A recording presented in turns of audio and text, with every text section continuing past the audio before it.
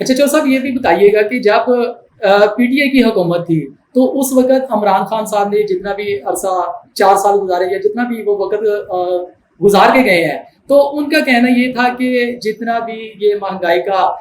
الزام ہے یہ سارا نون لیگ کے اوپر ہے، تو یہ مہنگائی کرنے والی نون لیگ ہے، تو اگر نون لیگ نے ایسا کیا ہے تو اس وقت عوام جو تھی وہ پھر بھی حکومت نون لیگ کی چاہتی تھی، تو اس کی کیا وجہ تھی؟ نہیں، اس کی وجہ ایک خوبصورت دیکھو حکومتیں چلتی ہیں کہ پالیسیز کے تحت ہمارے پاس بہترین پالیسی ہے،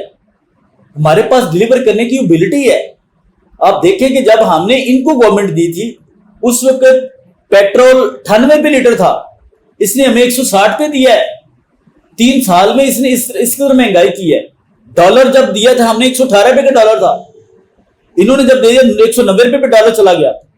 چینی 53 روپے کلو تھی جب ہم نے ان کو گورنمنٹ 18 میں دی ہے، جب انہوں نے دیا 120 روپے کلو تھی۔ ان میں چیک اینڈ بیلنس کی ایبلٹی نہیں ہے۔ ان کے وزراء کو صرف ایک ہی کام تھا کہ ہر روز انہوں نے ٹی وی چینلز پہ آ کے ٹاک شو پہ آ کر نون لیگ کو گالیاں دینی ہیں، ہر ایک بندے کو چیئرمین نیب کو ہراساں کرنا ہے، اس کی وجہ سے پکڑ دکڑ کرنی ہے، نون لیگ کو کارنر کے ساتھ لگانا ہے تاکہ جو عوام کا دکھ درد رکھنے والی پارٹی ہے اس کو کارنر پہ لگایا جائے۔ انہوں کے پاس سوائے اس بات کی جتنی اس نے ان چیزوں پہ وقت ضیاع کیا ہے، فارن کنٹریز میں جا کر کون ڈھونڈتا پھرا ہے کہ کہیں سے مجھے ان کے بارے میں کچھ مل جائے۔ وہاں پہ اگر کون ڈھونڈنے میں بھی تو پیسہ خرچ ہوا ہے نا، کتنے پیسے ہم نے جرمانے کی مد میں دیے ہیں،